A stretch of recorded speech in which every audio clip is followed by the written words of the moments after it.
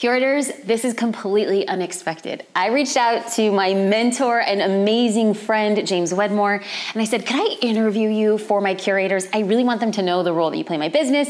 And he said, you know what, Jasmine? Let's just have a chat in my house. He's providing the videographer, we're providing the content. This is like way high budge. So now you get to see how James rolls. So what I'm gonna do now is just ask him questions in 3 parts, because it's not just about his philosophy on failure and success. He's gonna talk about the mindset shift that he had to make to actually get there. So James, thank you for being here. Of course. You're the best. Well, I'm here in my own house. I know. You should say thank you for being here. Okay. But I'm very excited. So, yeah. Okay, so an inside look that very few people know, that we are actually doing this recording a few months prior to our 1-year anniversary. Congrats. Thank you. Thank you. But it's perfect timing, because it was at this exact time in New York City last year that you saw me in probably one of my lowest points. I had a series of bad news. I lost half of my team in a single day. We'll get into those details later. Maybe we won't, maybe we will. I lost half my team in a day.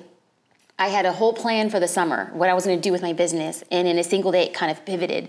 I remember being so low and so down, and in the midst of all of that, I said, I had this idea of this thing that I didn't know was Social Curator. Yeah.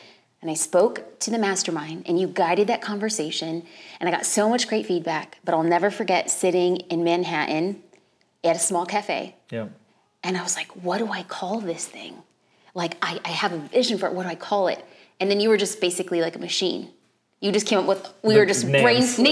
You're like the name machine. What was one of the like bad names that we came up with? I think we had a lot of bad ones. Social concierge. Concierge, yes, that was way too fancy for me. The social bellhop? What's one of them, I think? Either way, we ended up on Curator. Yeah, Curator. And it was like such a good fit. Yeah. Let me ask you a question, actually, because as you shared that you were going through more of a challenging time, reflecting back a year ago now, do you feel like if you hadn't gone through those struggles, that maybe Social Curator wouldn't even be here today? Like, do you feel that some of those letdowns or disappointments are actually part of what caused the birthing of Social Curator? I think that I'm a slow mover, and I think that I overthinking, and I like to hedge my bets. But then it was like you and the universe and the mastermind forced me to make a decision. When all the chips were down, what are you gonna do? Yeah. And I felt like that was like a fire starter. It was a catalyst. And do I think Social Curator would be here today? I do. Do I think it would look the way and feels it does now? Heck no. So I'm fully indebted to you and to that. And so I wanted to make sure that people knew the story, that they understood the role that you played in Social Curator, and just as a thank you. Yeah, well, I feel like I played a very, very less role than you are giving me credit for. But what I will take credit for is that we do facilitate a space for people to be okay with failure, and to also be okay with thinking and acting bigger. And I think when you can create that space for people, and I think you do that in Social Curator, I mean, like, that's why community is so important. That's why surrounding yourself with the right people is so important. That's when we can dream and we can act bigger. Ugh. And that's what you've done. Okay, do you guys see why, like, JD and I are smitten with this guy? He's like so cool and he doesn't even try. Like, he's like, okay, so actually that leads me to what I want to ask you. Yeah. You talk about being okay with failure, and you talk about it with such like a grounded perspective. Yeah. At what point in your life did you kind of experience failure and then realize that something had to change about how you viewed it, how you approached, how you responded? So I'm gonna answer that question, but first I'm gonna share that, like, something that I see a lot of coaches do and experts and stuff is they like suggest for people starting out or starting a business to like create realistic goals. And that's something that's always bothered me, because why limit? I come from a place that every single one of us, Jasmine, JD, myself, and you listening, we are all infinite potential. Now that can sound a little like pie in the sky, like whatever, but that we literally, if you operate from that place that anything is possible, then the only thing that could really limit you is yourself. Yep. And so a lot of people say, like, create a goal that's realistic, because you don't want to set yourself up for disappointment. And what if instead of creating realistic, logical goals that kept you playing small, you could create and dream bigger because you aren't putting all this meaning or this weight on what would it mean for you if you didn't hit your goals? Because that's what people are doing. They're uncomfortable with failure. They don't like it. Right. They don't want it. They're avoiding it. And it's because of what we make it mean about ourselves. So if it doesn't work, if it fails, if I don't hit my goals, therefore I'm what? I'm not good enough. I'm not cut out for it. I'll never make it. I got to go get it, blah, blah, blah. Whatever that is then become that very thing that we're afraid of becomes the very thing that drives us. And it's that thing that limits us. So for me this year, as I went into 2018, we set big goals for the company. We set big goals for myself personally, bigger than we've ever done. And I'm 100% okay if we don't even come anywhere near them. But it's less about whether I accomplish the goal or not. It has nothing to do with that. It's more becomes about a game of realizing, and you've heard me say this a million times, what got you here won't get you there. And that means in order to accomplish this huge goal, like here I am right here, and this is where it is, that I'm going to have to reinvent who I am, how I look at my business, how I look at life, how I show up, where my time goes, where my energy goes. And that has me so lit up and excited. Because I think that's ultimately what we're all after, is how can we discover what we're capable of and find out more about what we're made of. And you can't do that when you're playing small, creating these manageable little things and trying to avoid failure. Yes. So when we're trying to avoid failure, it's because we've made it mean something, and it doesn't mean anything. And we all know that the things that, failure is inevitable. You can't get to success without it. Yep. But it's also, as we all know, where we learn. Yes. So you're going to go out and you're going to do something, and one of two things is going to happen. You're either going to get a result, the result you wanted, or you're going to get a lesson. And it's that lesson that's going to lead to the result that you want. Preach. So if you're not getting what you want right now, perhaps this is just the opportunity right now where you are to learn the thing that you still need to learn to get you where you want to go. You're just jamming. Let me break this down. Yeah. Because when I first met you, you were so deep and you were so cerebral. You were one with the universe that I was like, whoa, okay. What I hear you say is we create bigger goals than ourselves and we become unattached to the outcome. Because when we create big, audacious, ridiculous goals, it changes our behavior, the way we act. And I'll never forget, the reason why I decided to invest in the mastermind, I came across a video that you did and you said one thing that we'll never forget.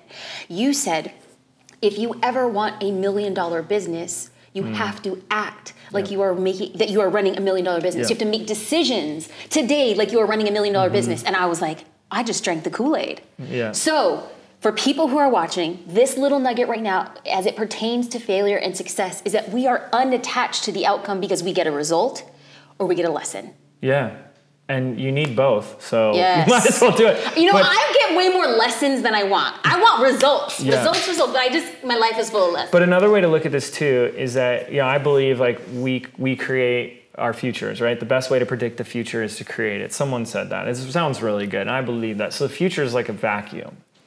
And when we have a say in what that future is for us, it creates or allows for us to show up in a completely different way. And another way to say that is who we are in this moment can be called power. You can be called powerfully into being based on the future you have for yourself. So right now, if you look out think about your business and you think about where's it going to be at the end of the year or 6 months or a month from now, you're either kind of neutral about it, really excited, or like totally discouraged. And whatever that is for you is actually affecting how you show up in the business today. Oh, yes. And yes. I notice that I get bored easily. You might get bored in the business easily. So what I do is I'm like, how can I dream bigger, think bigger? Because the game to me is about discovering how I can reinvent myself today to find out what else can I do? What else am I capable of? And it's just a more enjoyable game. It's like, I also come from your success is inevitable. The only thing standing in the way is you and time. And so if we don't hit our goals, it doesn't mean anything to me. Like it is what it is. So I never answered your question. So I'll answer it really quickly. For the first 4 years of... I'm sorry, I have to pause you. Yeah. Let's break this down again. Success is inevitable.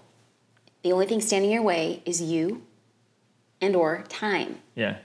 And the outlook that we have on our business today affects the outcome of our business in the future. So if you are excited and you dream big, or if you're disappointed and you think you won't get there, that will actually come to fruition. Mm-hmm. That's what we're hearing. Yeah. Okay, great. Now let's get back to when did you have the mindset shift of changing your perspective in regards to failure? First 4 years of starting, I've been doing this for 10 years. So the first 4 years I struggled.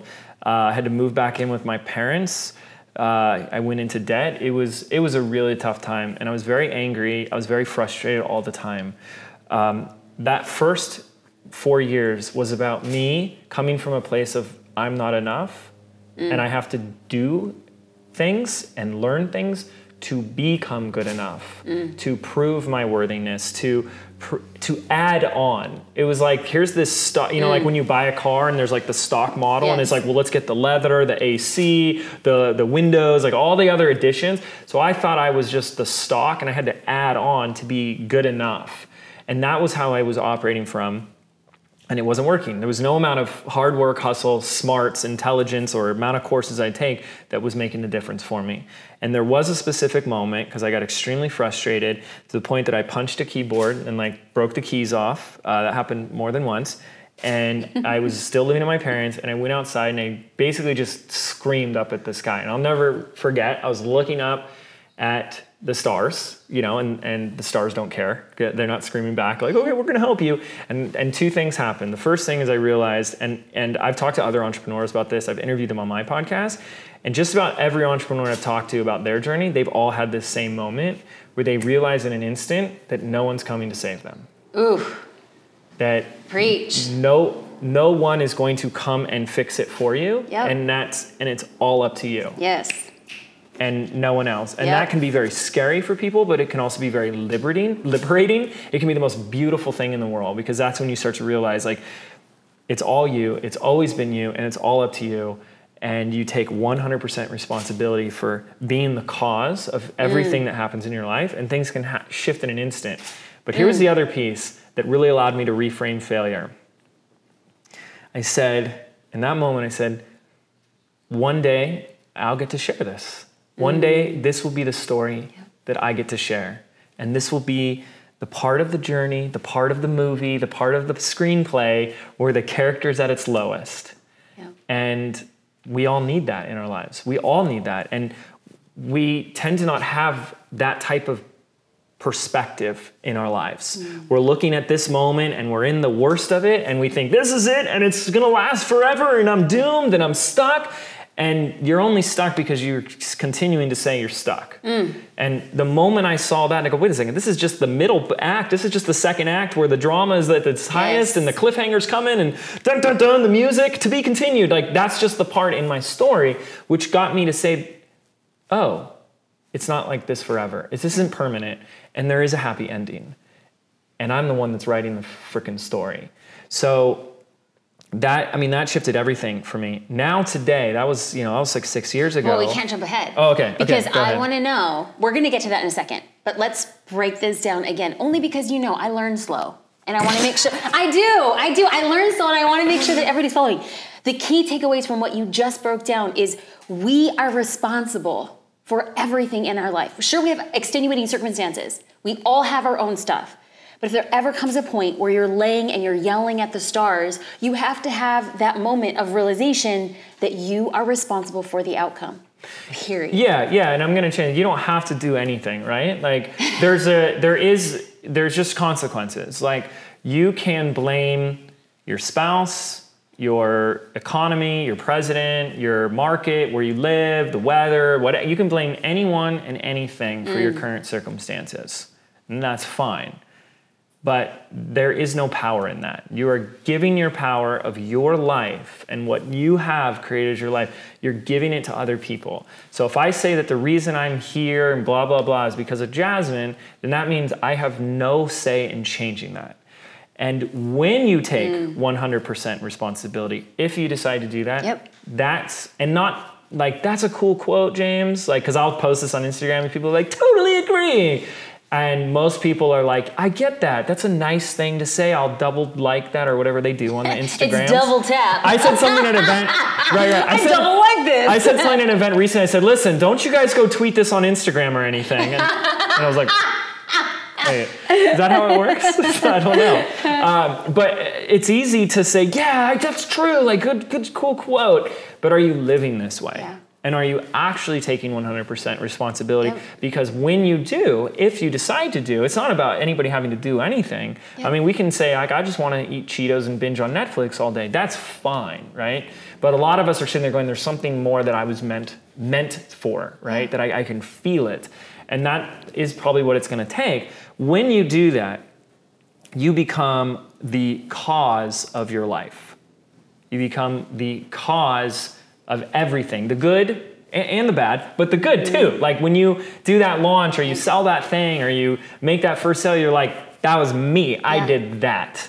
I have to say that it took me, we've been working together. I've been part of your mastermind now at this point, about 2.5 years. Mm-hmm. It took me solidly almost 2 years to actually fully embody that belief. Yeah. And I will tell you that when it clicked for me, it was a total game changer. I understood the level of responsibility and I couldn't blame. Even if I felt rightly justified that somebody else was impeding or had diluted my success or had made it difficult, the minute I said, I stopped giving you power and I retained the power to do the thing that I want, it was a game changer. Mm-hmm. So as we close, when we talk about failure and success, it's people like hear you and they look at you and like, James, you're really successful and you're really happy and you've worked so hard at building your life and your team.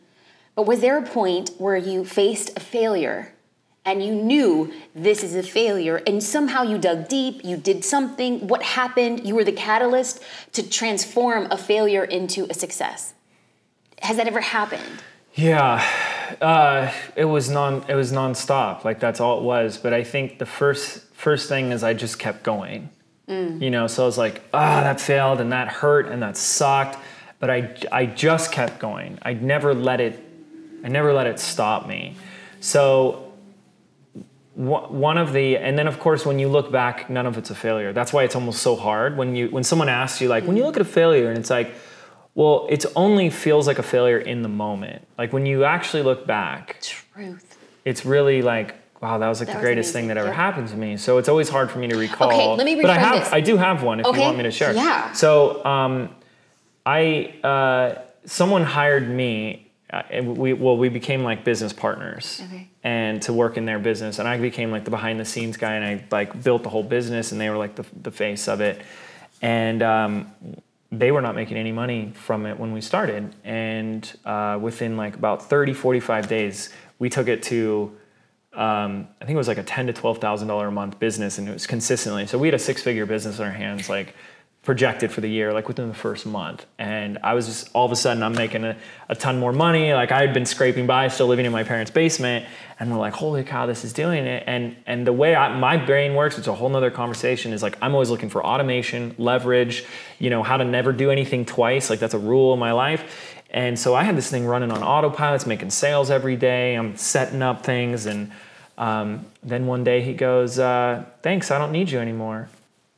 And I was just like, what? And I had spent 6 months building this infrastructure, setting it up because I thought I was building something for me as well. And then he's just like, no, we're good. And it was, I don't know if that's like a failure, but it was like, there were a lot of mistakes I had made. And that was a really big letdown in my life. Like all of a sudden money was stopped. And I'm like, oh, I can't believe I didn't have this in place. And I didn't have these conversations with him and blah, blah, blah.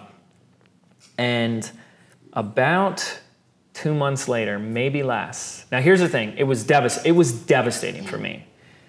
And I told myself I am going to look back and say that this is the best thing that ever happened to me. About 2 months later, my buddy, mutual friend, Lewis Howes, contacted me and he had just gone through something similar. And he goes, dude, from now on, this is exactly what he said. He goes, I only want to do business with my friends. We should do something. And I was like, okay. And he goes, we should create a course. We should create a product. And I said, okay. He goes, what do you want to create a product on? And I said, how about YouTube? And 3 months later, we launched a $97 product on how to use YouTube. And we did over $400,000 in sales in 30 days. That product went on to do multiple millions of dollars. And sure enough, I looked back and I could only imagine if I was still an employee in this guy's business, building his business, where I would be today. So somebody listens to this and they hear the pain and they see the success and they know ultimately it was good. But what are behaviors that as we're going through failure, I heard you say that you told yourself again and again, this will be something good, right? Yeah. This will be something good. So that's like a tangible thing that somebody, when they're going through pain and they're going through ache and they just want to kick themselves for not doing this, what is the thing that they can tell themselves? What's the behavior changes? Sure. Like a couple things. No, yeah, so this very simple thing, and this is a big conversation, but the simplest way I can put it is, only reason you feel bad, like we tend to think that everyone else is doing all these things to us. Like, he made me angry or she offended me. No one has that power. It's all on the interpretation and the meaning that we've created. So when you're upset, when you're angry, when you're sad, it's because of the meaning that you've put on it. So when someone comes to me and says, hey, the business is making money, we're good, I don't need you anymore, you're fired, I started creating an interpretation of like, I'm not good enough, I'm an idiot, like I said, saying things about myself and blah, blah, blah. And when you say those things and you say them like you believe them, it hurts and it feels awful.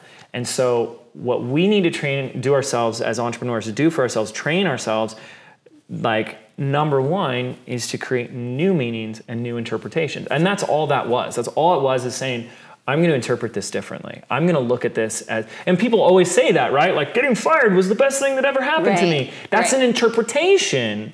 They're putting a new meaning on an event. The event was, you're fired. The event was, you are no longer working here. Someone said that to you. And anything after that is you made it mean something. Like, no one wants to hire me, or I'm screwed, or I'm going to be homeless, or whatever it is all the interpretation, because that's not fact in that moment. And then we live into that interpretation. And that's what people are doing, is they're like, I knew I wasn't cut out for this. I knew blah, blah, blah, blah, blah. Interpretation. And if we train ourselves to create a new interpretation, we can then live into a new future and a new reality. So that's what I did. I just said, this doesn't mean I'm a failure. This doesn't mean I'm screwed. It means this is going to be the door, like that whole thing, like one door closes, a new one. I mean, that's the same thing that we're talking about, is I chose to say, this doesn't mean anything bad about my future.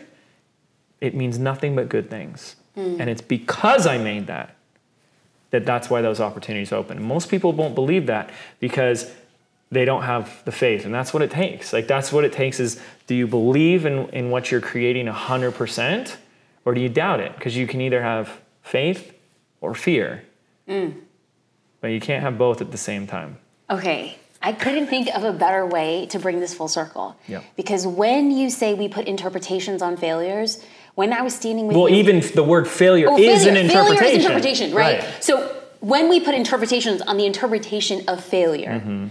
I remember standing a year ago, almost to the date, across from you, and I was saying, this is the worst thing that could possibly happen. And you challenged me to think different. And if I wasn't challenged to think different and put a different interpretation on this opportunity, social curator wouldn't exist. So thank you. Y'all, find and follow James Wedmore. He is a mentor, he's a unicorn, and he's become a friend. I call him my friend. I don't know if we're friends. Of course we're friends. I'm say we're friends. I mean, I'm more friends with JD, but...